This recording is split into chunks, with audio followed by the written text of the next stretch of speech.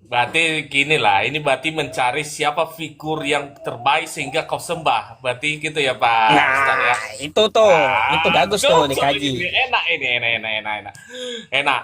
Tapi nggak Ah, digeruduk kita nanti Pak Ustadz ya. Takut kita ngapain soal ini. geradak geruduk?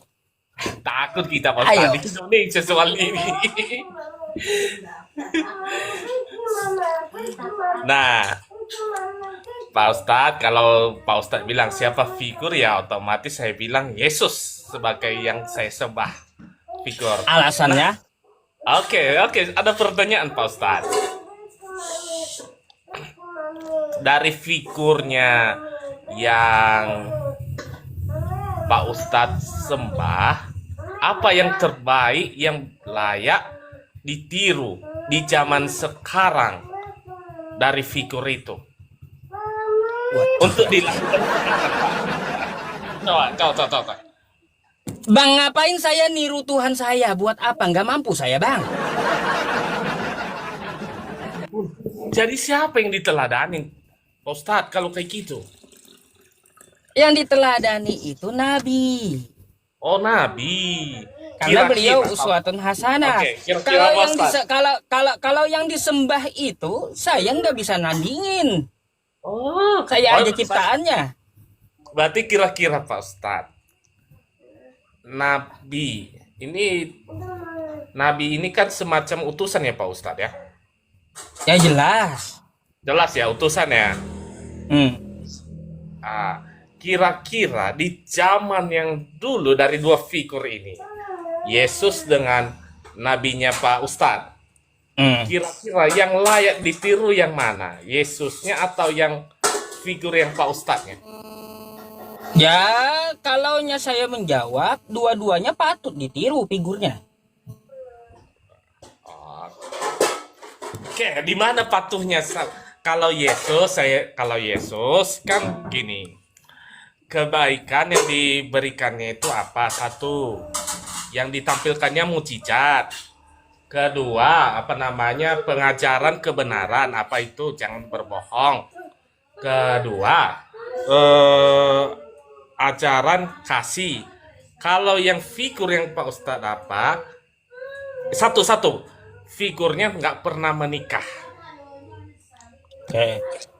Gini, Bang. Ya, kalau Atau kita kawin mengawin membanding, lah, nggak oke. pernah kawin. Kalau kita membanding Nabi Muhammad dengan Yesus, ya, kita membanding Tuhan dengan Nabi atau Nabi dengan Nabi nih. Sebagai utusan kan sudah bilang Oke. tadi, sebagai Baik. utusan. Baik, iya. Sebenarnya gini, Bang. Membanding nabi itu tidak diperbolehkan dalam Islam karena ada ayatnya kayak gini, la nufarriqu baina ahadim mir rusuli. Kami tidak membeda-bedakan dari setiap utusan Tuhan. Karena punya kelebihan sendiri-sendiri mereka. Nah, jadi kayak gitu. Makanya saya bilang kedua figur ini patut dicontoh. Yesus menyuruh menyembah Allah. Nabi Muhammad juga menyuruh menyembah Allah. Jadi sama ajarannya. Patut dicontoh dua figur ini. Terus Nabi Muhammad bersunat. Terus juga Yesus disunat hari ke-8. Terus juga ya Nabi Muhammad menyembah Tuhan Ishak, Yakub, dan Israel. Akan kayak gitu. Tuhannya Abraham. Dan Yesus juga mempunyai Tuhan. Ya, yaitu Tuhannya Abraham. Nah, terus untuk masalah figur ini kesehariannya teladan apa yang kita ambil? Iya. Ya contoh ibadah, kan ibadah kami mengambil dari nabi kami. Ah, kan kayak gitu. Makanya ada dalilnya, shollu kama raaitumuni usolli. Salatlah kamu sebagaimana aku salat. Kan kayak gitu. Jadi, yang diteladani itu keduanya. Kebaikannya apa yang mereka ajarkan ikuti gitu. Bukan membangkang mereka. Yesus aja menyuruh menyembah Allah, tiba-tiba kawan kita Kristen malah menyembah Yesusnya. Bayangkan.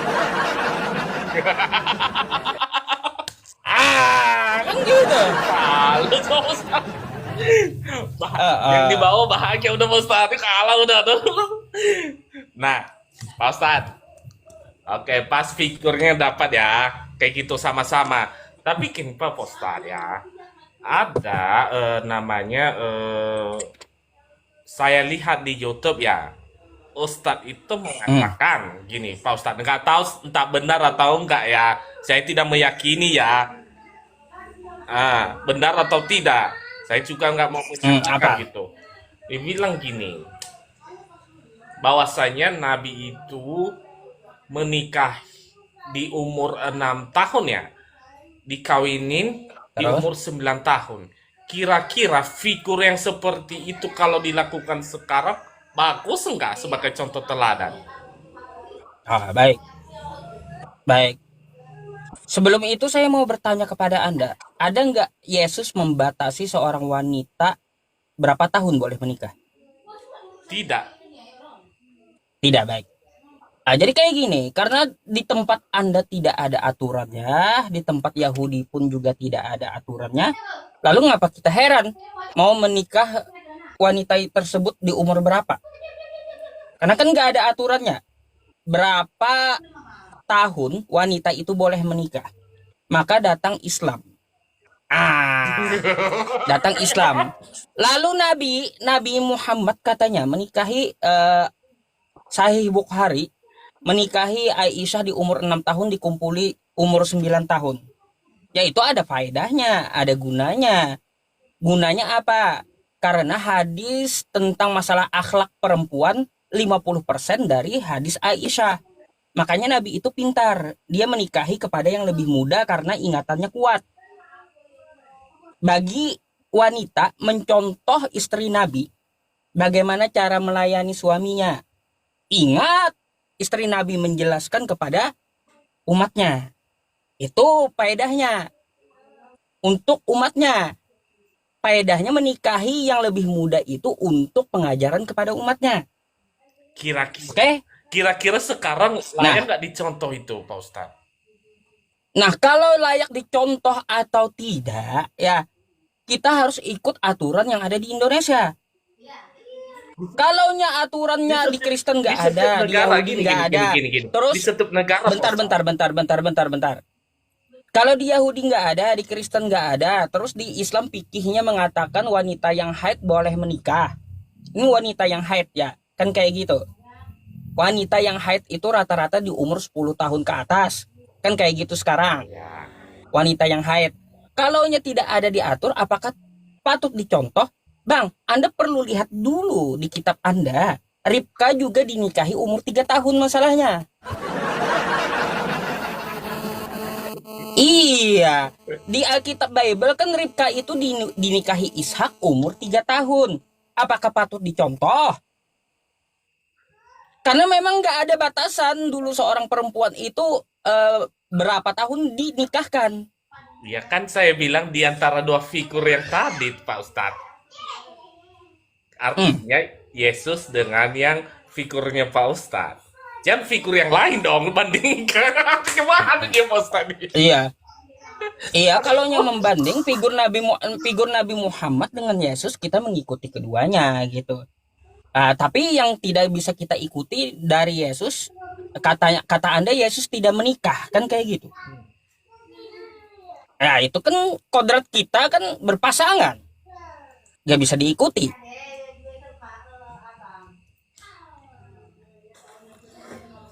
Ah, Berarti gini Pak Ustadz ya. Berarti harus kawin dulu gitu ya Pak Ustadz ya. Baru layak lah Pak Ustadz ya. Kawin itu cuma ada di Kristen, kalau di Islam nggak ada kawin, nikah. Oh nikah ya. Nikah dengan kawin beda. Ya jelas Pak Ustadz. Ya iya, Nikah itu nikah itu kan milik Islam. semua dimiliki semua Pak Ustadz. Ya iya, Aduh. kau tahu nikah itu apa? Coba, kalau kau tahu nikah itu apa coba? Nikah itu Pak Ustadz artinya kedua apa udah dipersatukan di depan umum dan diakui. Kalau kawin Bang, ini nikah, kan ini Pak Ustadz. bentar. Kalau ada peradatannya gitu, kalau nikah, kalau kawin dua jenis kelamin yang berhubungan. Nih, saya kasih tahu sama Itu Anda. Ustaz. Nikah dalam agama Islam berasal dari kata nakaha, yaitu artinya bercampur. Atau apa yang dimaksud bercampur? Nikah artinya bercampurnya antara laki-laki dan perempuan. Itu namanya nikah bercampur. Beda dengan kawin. Kawin hewan pun bisa. Nah gitu. Karena nikah itu ada rukun-rukunnya, Rukun nikah ada 5, kan kayak gitu. Ya, ada mempelai wanita, ada mempelai pria, terus ada 2 orang saksi, ada juga seorang wali dari perempuannya, terus juga sigot. Sigot itu apa? Akad dan mahar gitu. Atau ada aturannya. Kalau di dalam agama Islam, makanya nikah itu hanya ada dalam Islam. Oh, Coba di tempat Anda, ada nggak rukun kawin? Pak Ustadz, di KTP Pak Ustadz apa tulisannya Pak Ustadz? Nikah Bentar, atau kawin? bentar Bang, saya mau saya tanya sama Abang, ada nggak rukun Enggak, kawin Pak Ustadz. Aku mau tanya atau dulu. aturan nikah? Putus dulu Pak Ustadz, sebentar Pak Ustadz. Di KTP Pak Ustadz, nikah apa kawin Pak Ustadz? Kayaknya nggak ada deh, dihilangin kayaknya. Dihilangkan semua. Iya, Saya tunjukkan ya Pak Ustadz, ya boleh. Tapi saya nanti kena apa kita ban nanti ya. iya makanya itu kan privasi. informasi pribadi. Iya. Jadi kayak Tapi gini, tulisannya ada ya di nikah. kawin loh Pak Ustadz. Saya tek. Ya, jadi kayak gini. Nikah itu dalam Islam. Kalau kawin itu kan adat istiadat namanya. Adat istiadat, ya kita mengawinkan anak-anak perempuan dengan anak-anak laki-laki. Kan kayak gitu. Sebelum kawin itu ada namanya nikah kalau dalam Islam. Nikah itu ada akad dan maharnya. Nah, kalau kawin, hewan pun bisa. Kan kayak gitu. Hewan tidak bisa nikah. Hewan itu kawin. Berarti aturan gitu. KTP itu Pak Ustadz ya. Aturan hewan lah berarti Pak Ustadz ya. Iya, aturan hewan kawin itu hewan itu dia nggak ada aturan, nggak ada ukuran gitu. Ya iya, betul kayak gitu. Kawin itu aturan hewan, nggak ada akadnya, nggak ada maharnya. Coba di Iya. dalam Islam ada akadnya, Artinya, ada berarti maharnya. Kawin itu hewan. Berarti yang di KTP itu, berarti kalau ibaratnya diposisikan status kita itu posisinya status hewan. Kenapa tulisannya kawin, bukan nikah? Lah, kawin itu kan bisa juga digunakan untuk manusia, toh. Tapi Pak Ustadz ini untuk hewan, aduh, gimana nih Pak Ustadz? Yang mana sih? Ya kan hewan juga bisa, saya bilang.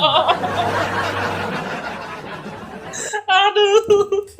Kawin itu masalahnya lebih umum, digunakan untuk jenis makhluk, bisa manusia, bisa hewan.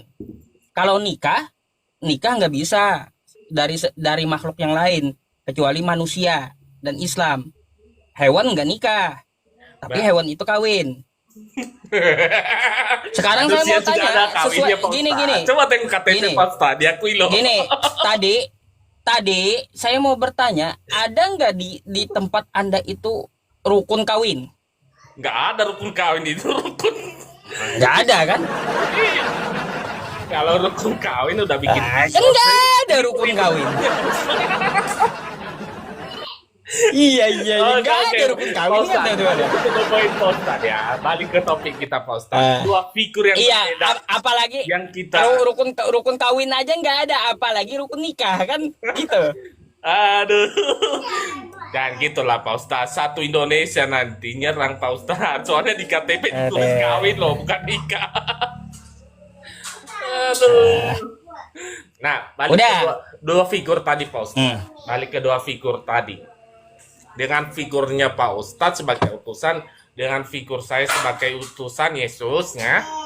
Nah, mujizat apa yang dibuat kedua belah figur ini? Kalau Yesus yang saya tahu, figurnya itu dia melakukan mujizat, menyembuhkan orang sakit, yang sakit kusta, membangkitkan orang mati, naik ke sorga. Kalau yang sebelah figurnya Pak Ustadz gimana? Apa yang layak ditiru? Yang layak dicontoh? Kalau Dari mujizat ya, dari itu bukan- mujizat ya. Yang dikagumi, Gini. yang dikagumi. Karena gini Bang, Anda perlu tahu dalam Islam itu mukjizat itu adalah sesuatu yang di luar nalar yang diberikan kepada utusan Tuhan. Jadi kalaupun ya melihat dari mukjizat bukan berarti harus dituhankan, bukan ya? sebagai utusan Pak Ustaz, sebagai utusan. Kenapa jadi Ya iya, utusan? sebagai Kan utusan. melakukan apa? Kalau sebagai utusan, makanya dari tadi Bang saya bilang nggak bisa dibanding antaranya kedua ini. Ya, karena ada yang tidak bisa dari dilakukan Yesus dan ada yang tidak dilakukan Nabi Muhammad yang dilakukan Yesus. Contohnya kayak gini, ya. Nabi Muhammad membelah bulan, Yesus tidak, kan gitu. Pak Ustaz, Nah, gini-gini ke Pak Ustaz. ada juga Aku gini, ada juga Yesus menyembuhkan orang-orang buta, Nabi Muhammad juga menyembuhkan orang buta. Terus Nabi Muhammad mengeluarkan mengeluarkan air di jarinya, Yesus enggak, kan gitu. Ah, jadi banyak gitu. Banyak. Jadi ada Yesus yang tidak bisa dilakukan oleh Yesus dari mukjizat Nabi Muhammad dan ada yang tidak dilakukan Nabi Muhammad dari mukjizat Yesus. Makanya itu kelebihan mereka masing-masing. Kami enggak, bukan itu tolak ukurnya. enggak Pak Ustaz. Ini Tolak ukur mengunggulkan seseorang utusan itu enggak boleh dalam Islam. Enggak ada nggak lah boleh. nubar qawaina Enggak, ahadim gini. mir rusuli. Mengagumi itu kan boleh atau tidak, Pak Ustaz? Mengagumi. Kagum. Mengagumi boleh. Boleh. Nah, di antara dua tokoh ini, yang paling kagum Pak Ustadz, yang sebelah kan membela bulan. Yang membela bulan itu kan susah sampai sekarang belum. Belum Bang, masih Kalau banyak, ibaratnya masih membelah banyak laut, masalahnya jelas. Nabi Muhammad Ada kan itu situ. bukan cuma satu gitu mukjizatnya. Nabi Muhammad itu bukan cuma satu mukjizatnya, banyak Yang masalahnya. satu ini aja lah, yang Mukjizat satu. Soalnya gini, yang kalau membela kalau bulan kan kalau ada gini yang- Bang, bentar, coba dengarkan saya dulu. Jadi kalau kita mau mengunggulkan dari mana Yesus atau Nabi Muhammad, ya jelas saya unggulkan Nabi Muhammad. Karena Nabi Muhammad bisa memasukkan umat Islam ke surga semuanya. Tuh. Pak Ustadz, Kalau Yesus surga dulu kalau apa kalau ke neraka, Yesus Pak kalau Ustadz? kalau Yesus nggak ada kan ucapan dia aku menyelamatkan Kristen, kan nggak ada. Tapi kalau Nabi Muhammad ada menyelamatkan umat Islam. Jadi kalau mau membandingkan ya lebih condong ke Nabi Muhammad jelas. Kata Yesus ada Pak Ustadz. Akulah jalan dan kebenaran. Tidak ada yang datang kepada Bapa kalau tidak melalui aku. Itu. Nah, artinya kamu tidak Ya iya. mati dulu. Dia saat itu tidak ngomong sama Kristen saat itu. Pak Ustadz gini ya. Membela bulan itu sama namanya membangkitkan orang mati. Mana yang lebih apa Pak Ustadz? Bisa masuk ke akal kita Pak Ustadz secara nyata. Membangkitkan orang mati itu biasa karena Ezra juga membangkitkan orang mati. Biasa itu kenapa? Tidak, dua figur ini Pak Ustadz. Jangan figur yang berbeda. Dua figur. Ya iya, kalau Anda memasangnya mukjizatnya dia membangkitkan orang mati, Ezra juga membangkitkan orang mati juga.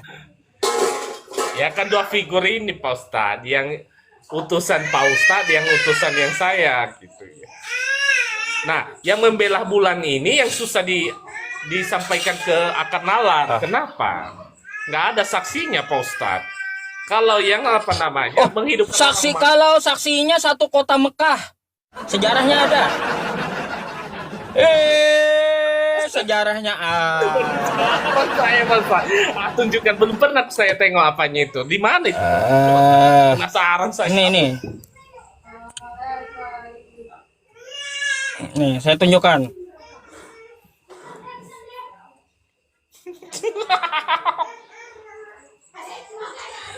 Kabar ya.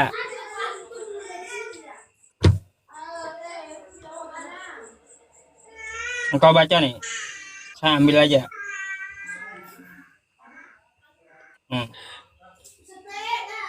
Kabar ya. Nih. Penduduk Makkah. Oke? Penduduk Makkah. Bukan cuma satu orang saksinya, ya. Satu kota meminta kepada Nabi Shallallahu Alaihi Wasallam suatu bukti. Akhirnya bulan dibelah ya di Mekah menjadi dua. Lalu turunlah ayat ya dekat datangnya hari kiamat dan telah terbelah bulan. Dan jika mereka orang-orang musyrikin melihat suatu tanda mukjizat, mereka berpaling dan berkata, ini adalah sihir yang terus-menerus. Penduduk Makkah, saksinya penduduk Makkah, satu kota. Bayangkan.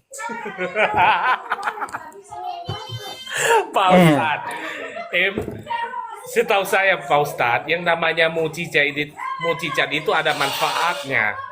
Manfaatnya Oh, membilang kalau gitu bulan saya mau tidak tanya. ada, Pak Ustadz. Baik, baik. Kalau menurut Anda mukjizat ada manfaatnya, apa manfaat Yesus berjalan di atas air? Apa? Apa manfaat Yesus berjalan di atas air? Manfaatnya Mukjizatnya. bahwasanya bila kita menjaga keseimbangan, maka kita bisa berjalan di atas Gak air. nyambung manfaatnya Iya, apa? coba Manfaat. apa manfaatnya membelah bulan? Gak ada manfaatnya. Untuk apa dilakukan mujizat itu? Kalau apa manfaatnya membelah bulan? Bulan menjadi objek penelitian. Ayo. Saya bisa jawab kayak gitu, makanya saya tanya sama Anda, apa manfaatnya Yesus jalan di air? Kan udah saya bilang tadi, manfaatnya berarti bila kita punya iman, kita bisa berjalan dalam air. Nah, yang sebelah ini, Manfaatnya bulan apa manfaatnya? Gak ada. Yang saya tidak tanya itu hujan. manfaatnya Yesus berjalan di atas air itu apa? Manfaatnya kita menunjukkan bahwasanya Apanya? kalau kita punya iman, kita bisa berjalan dengan air apapun. Nah, kalau yang membelah Itu bulan, apa adalah manfaatnya? Bang, itu adalah penafsiran Anda. Bukan. Manfaat Yesus berjalan di atas air apa yang dirasakan saat mukjizat itu dikeluarkan Yesus? Apa manfaatnya bagi orang-orang saat itu? Ya itu kan udah bilang, artinya Yesus menunjukkan bilasanya kamu punya iman, kamu bisa berjalan dengan air. Nah, yang sebelahnya manfaatnya apa coba? Kan nggak ada Coba gini manfaatnya loh. Yesus jalan di atas Gini loh. air. Makanya kau jawab dulu, kalau mukjizat itu ada manfaat, katamu apa manfaat mukjizat Yesus ketika dia jalan di atas air? Apa manfaatnya untuk kita? Ini kan udah aku bilang tadi Pak Ustadz. Manfaatnya kalau kita punya iman, kita bisa berjalan dalam air. Nggak perlu kapal Hanya lagi. saya nggak bicara Nggak iman. perlu kapal lagi kita Pak Ustadz menyeberang ke Saya sungai sana, ke sungai itu sini. bicara mempertanyakan tentang manfaat Yesus berjalan di atas air, bukan iman yang saya Biar kita tanya. nggak pakai kapal lagi Pak Ustadz. Nah, apa manfaatnya membelah bulan? Bisa gitu ditiru, nggak pakai kapal lagi. Ya kalau saya punya iman, bisa dong. Bisa ditiru. Bisa kalau saya punya iman. Kristen mana yang bisa jalan di atas air sekarang? Hah? Gimana? Kristen mana yang berjalan di atas air Belum sekarang? ada. Yang membikinkan kita bilang tadi. Berarti seluruh Kristen nggak ada imannya sekarang. Hah? Seluruh Kristen nggak ada imannya sekarang. Ya, Gitu. kan saya bilang tadi, nggak ada dunia ini. Mana ada yang Makanya berdosa di kata dunia kau, ini? Artinya kan, semua, kalau nggak kayak ada gitu. yang apa yang beriman di dunia ini. Artinya punya dosa semua, Pak Ustadz. Nah, balik. Manfaatnya apa? Manfaatnya tadi Kata-kata kan kau aku bila bilang punya tadi. iman. Balik lagi ke apa? Iya, kalau punya iman dia bisa berjalan di atas air. Ada nggak Kristen yang udah bisa jalan di atas air? Belum ada sih. Cuman Yesus Berarti semua ada. Yesus. Ada berarti Yesus. sekarang Ada Yesus. berarti sekarang nggak ada. Berarti sekarang Kristen ini nggak ada imannya. Ada Yesus. Kristen. Kristen itu kan pengikut Kristus. Kan saya bilang. Yang saya tanya sekarang Kristen ada nggak imannya? Karena Ada. ukuran Anda kayak gitu. Ada. Siapa yang pernah jalan di atas air? Yesus. Yang dari Kristen. Ya Yesus kan udah aku bilang tadi. Yesus itu Kristen atau enggak? Ngibul. Gak nyambung. Yesus. Gak nyambung. Kemakan sendiri kan omongan kau gitu. Ada. Kemakan sendiri. Nah, dikeluarin moderator kan udah ya. Kemakan sendiri masalahnya dengan omongan kau. Apa manfaatnya Yesus berjalan di atas air? Kalau kita punya iman, maka kita bisa jalan di atas air. Sekarang saya tanya, Kristen mana yang udah ada jalan di atas air gitu? Satu pun nggak ada. Berarti saat ini dari seluruh Kristen di dunia nggak ada punya iman berarti. Kan gitu.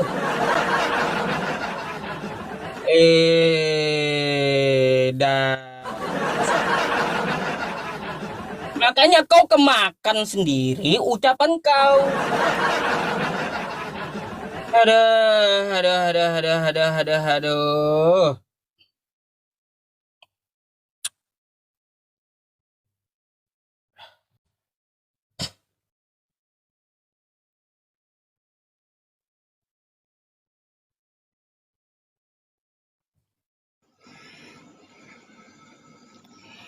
Halo, selamat malam. Malam. Malam Bang Pasaribu. Silakan di open cap. Sebentar pakai baju ya, buka baju ya. Hmm.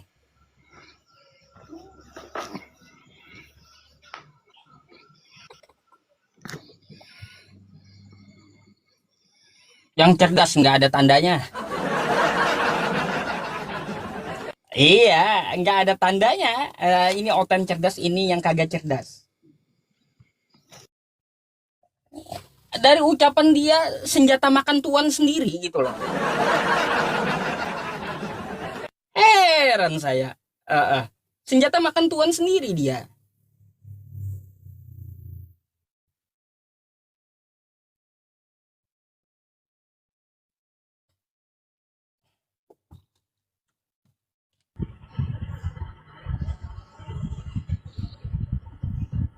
Halo, selamat malam.